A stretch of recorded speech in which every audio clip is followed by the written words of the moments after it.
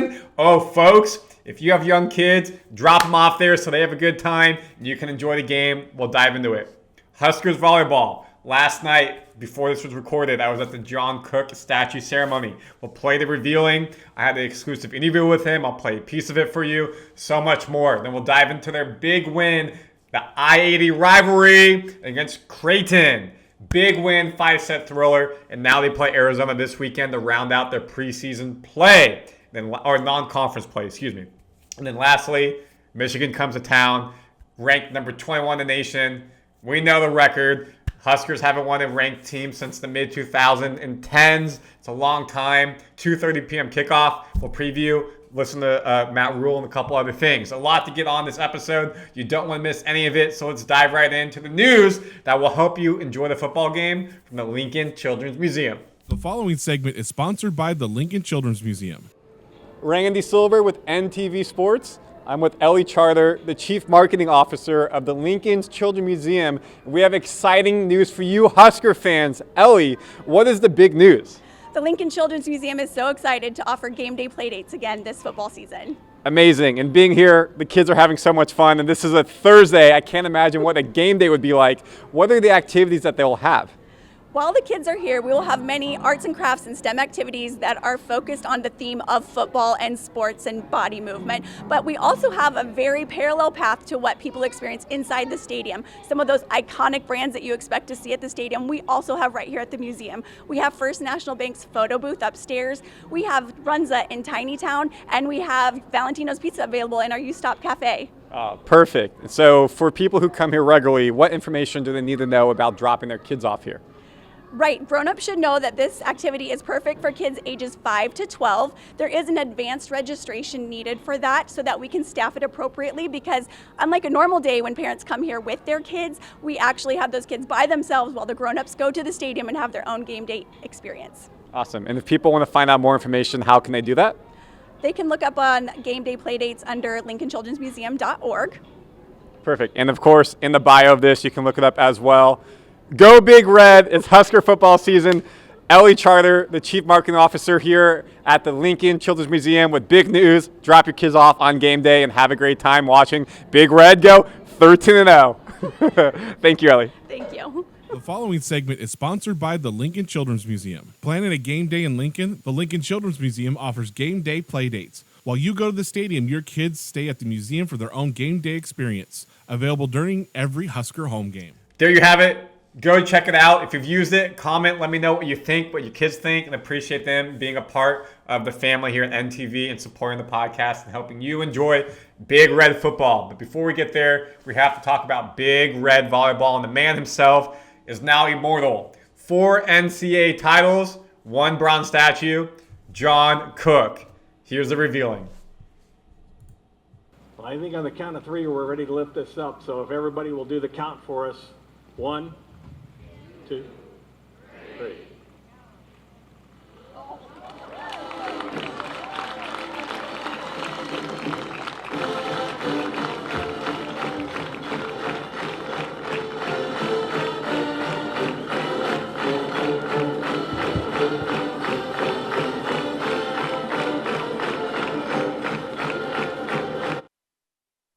That is John Cook, of course, the coach. His wife. That hat is removable. I think this video may show it, or I cut it off just before. And then this was Troy Dannon, the AD, and this is the sculptor George Lundeen, a Nebraska native, or he has a tie to Nebraska. I'm not sure if he lives here anymore, but a tie to Nebraska. But folks, this statue is so good, so good. There's many times you've seen statues, like if you remember the Cristiano Ronaldo statue, his face is all scrunched up. It's tough to get a statue in bronze right. This is done so well. Here's DBK, who had amazing words to talk about her friend and mentor there. She spoke. The head of University of Nebraska spoke as well. John spoke. AD spoke. All pleasant words, great stories. If you want to watch the full ceremony, it's linked right now on here so you can see it. There's also clips on Twitter I have. Let me turn the sound off. No need to hear it. But you can see DBK, again, the successor. And when I interviewed Coach Cook, he said that his biggest accomplishment is Danny becoming the head coach, a Nebraska native. won a championship as a player, came back as assistant coach, went over to Louisville, is now back as a head coach. He said this is his biggest accomplishment. But look at that, folks. It looks so good. You got the clipboard right there. Here's a better angle of it. Again, I had the chance to have an exclusive interview with him. Let's just play the first part. What is his thoughts about having a statue also in front of his now arena named John Cook Arena at the Bob Devaney Sports Center?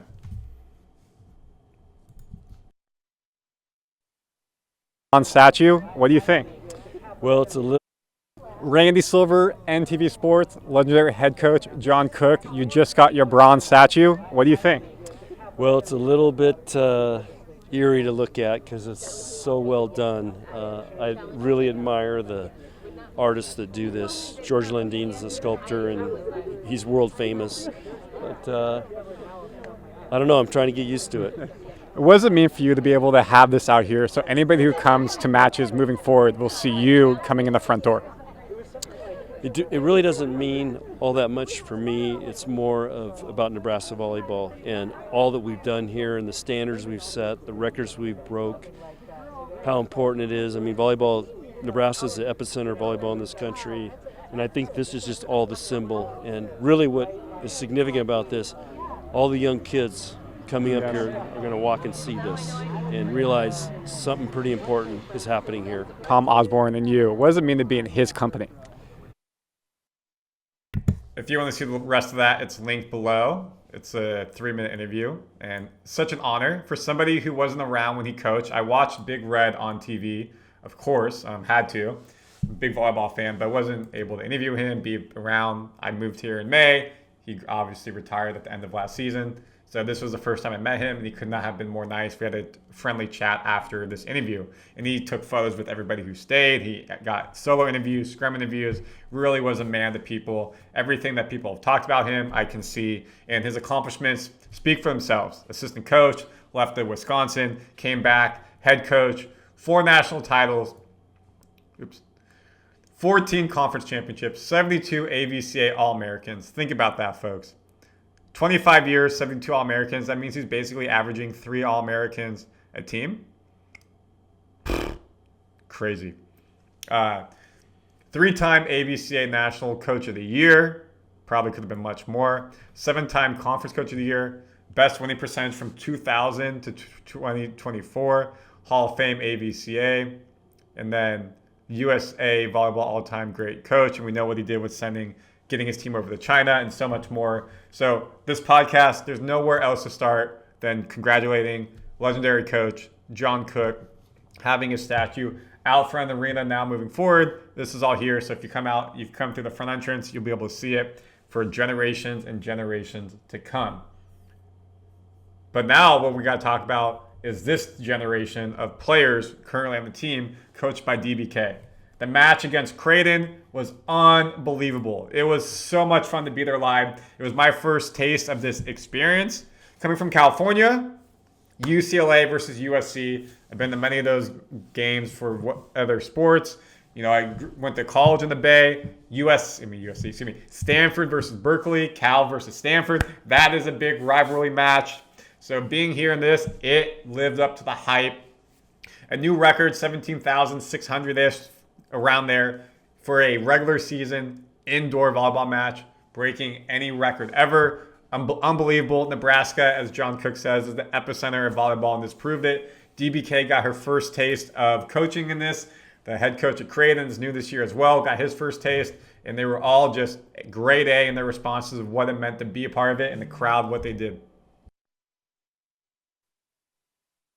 A really fun match to be a part of, and the crowd was awesome, I thought, for both sides, and another example of why the state makes volleyball so special. Our team was really good in Game 5 and kind of went back to what we've been trusting all year and just started playing our game, and I think that's a great sign of where we're headed is when we can play our loosest volleyball in the 5th game. I love what she said there. We'll dive into some numbers a little bit.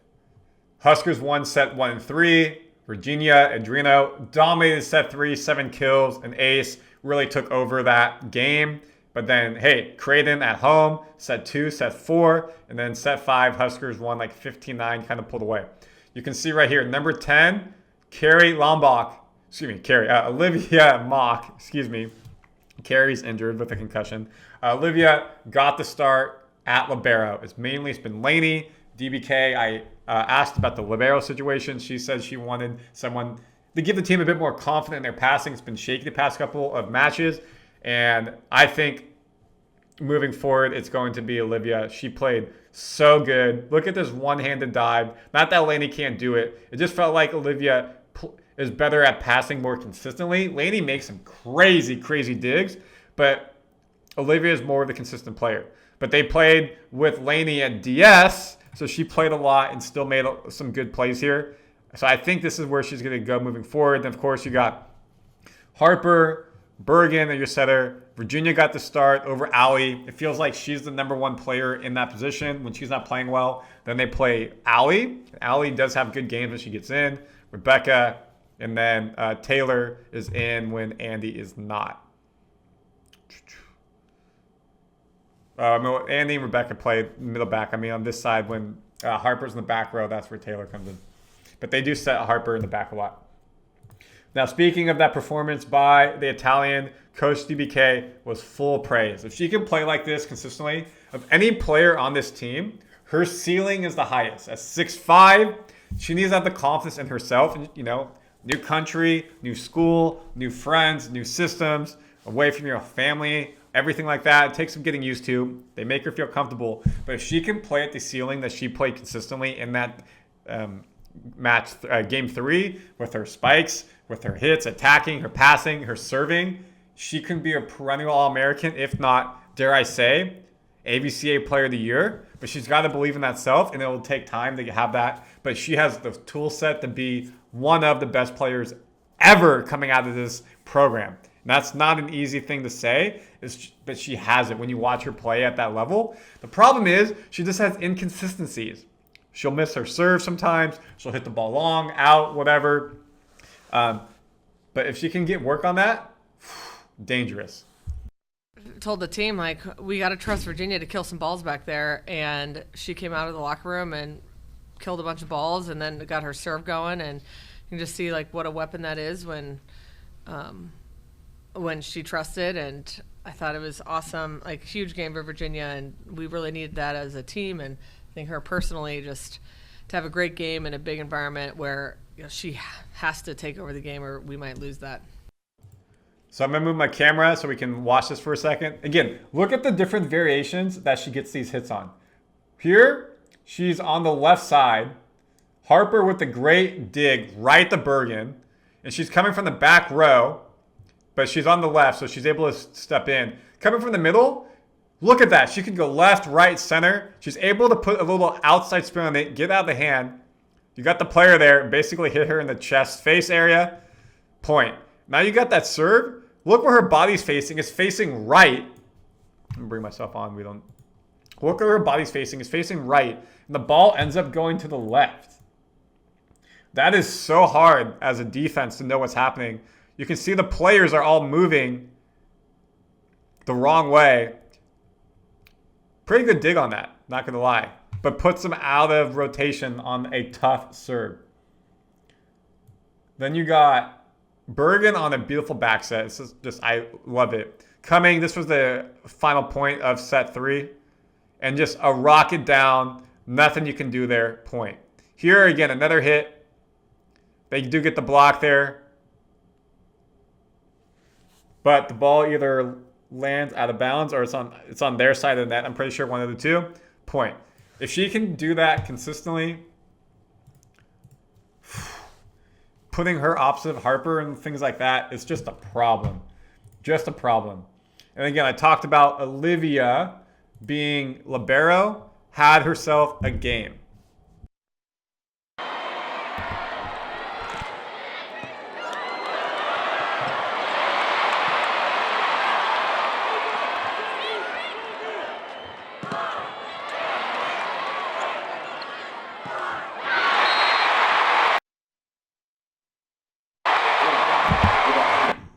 $16 digs, 13 receptions, 7 assists, 1 ace. Cooking. And I think she's your starting libero moving forward. And that takes you to, moving forward, Saturday, they play Arizona. Folks, this is a long day on Saturday. If you're going to the Michigan game, they play Arizona at, I'm going to say it's 6 o'clock? No, 8 p.m. Excuse me. 8 p.m. Michigan game starts at 2:30. So you go ahead, have fun. And then you can go to some volleyball after if you can double dip. Maybe be celebrating at the volleyball game if they beat Michigan. Or if they lose to Michigan, fingers crossed they don't. Celebrate the win Nebraska will get over Arizona. Knock on wood. This is a pretty big matchup. Arizona historically has been good at volleyball. They're not ranked this year. Of course, Huskers are 9-0. Arizona is 6-3, coached by Charita Stubbs. The match will be televised on BTN and streamed on foxsports.com. John Cook, who's that guy? The guy with the statue out front, will be on the call. Again, the Huskers 9-0. They beat in ranked teams: Utah, Creighton, Pittsburgh, Stanford, Kentucky. A tough, grueling schedule. This is their final non-conference game. And then they move to middle of next week, Michigan, and then Maryland. Those games are on the road. They haven't been on the road in quite a while. So be interesting to see how they do going into a hostile environment to start Big Ten play. Of course, the Kentucky match in Nashville. You went to Creighton, but Big Red travels well. You look at the preview again. You want to know more about Arizona. Let me pull it up. 1 second. Arizona, again, is 6-3. You can see right here, they're led by Jordan Wilson, who's putting up 4.42 kills per set to rank 22nd nationally. Setter Avery Scoggins ranks 8th in the nation with almost 11 assists per set. Wildcats are hitting 277 on the season, allowing opponents to hit 223. Huskers are 6-1 all-time against Arizona. Last played in 2019, Huskers won in San Diego, my old hometown. So, Huskers do what they should do.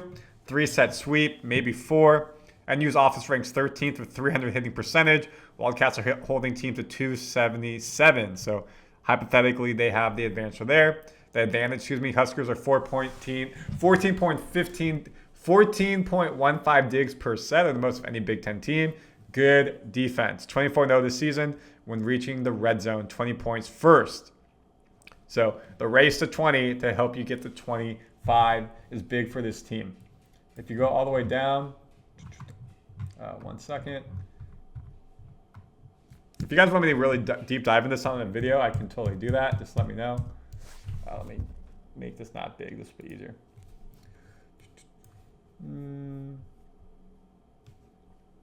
Again, just to kind of finish off that Creighton matchup, give credit to where Creighton is due.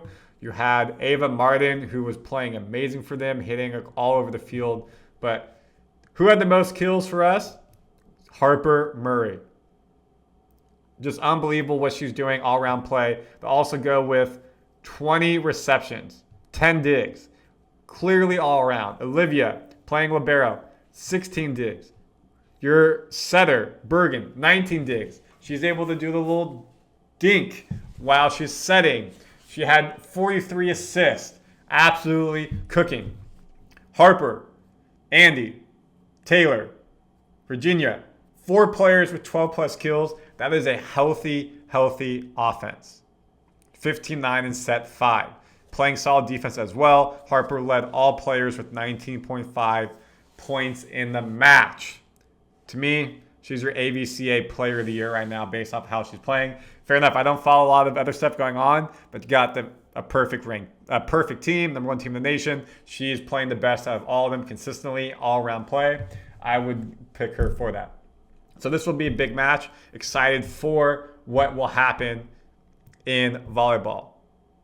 Please comment your thoughts, like, and subscribe, because now this means we're going to move to Nebraska versus Michigan football. Here we go, folks. One of the biggest matchups in a long time for Nebraska football. They win this, everyone's jumping on the bandwagon.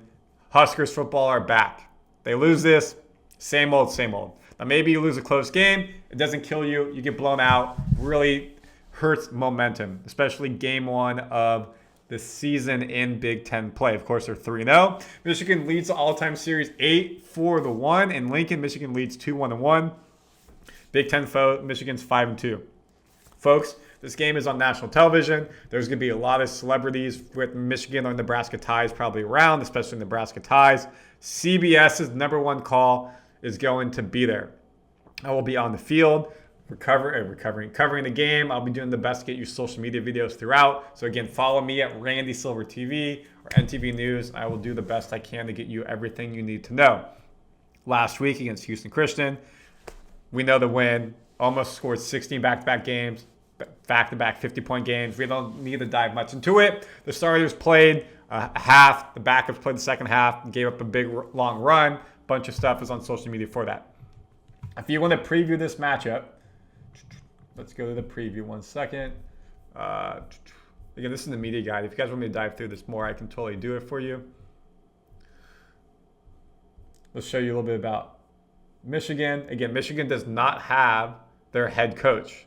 He's suspended due to the recruiting scandal, I guess we could call it, issues, NCAA violations. Interim head coach is Biff Poggi. First season at Michigan, he's 1-0. He won the game last week. They beat Central Michigan 63-3. Wolverines have played a ranked opponent, lost to Oklahoma 24-13, so they come in 2-1. They are led by Bryce Underwood, a true freshman QB, highly recruited, was going to Alabama. Nick Saban retired. He transferred to Michigan, or decommitted and went to Michigan. I'm pretty sure that's how it went. Who was highly recruited for us last year? True freshman starter, Dylan Raiola. Underwood is starting his first game ever in the Big Ten. Dylan, of course, has a full season under his belt. As Rule said, he's going into game 17. So you got to be able to stop Underwood. You see his stats so far this season. 2 touchdown passes, throwing for 210 yards a game. Huskers have the number 1 passing defense in the nation, giving up about 66, 67 a game. Michigan's team is going to be much better, but we know Michigan's always has a big O-line, or D-line, graduated a couple of big boys.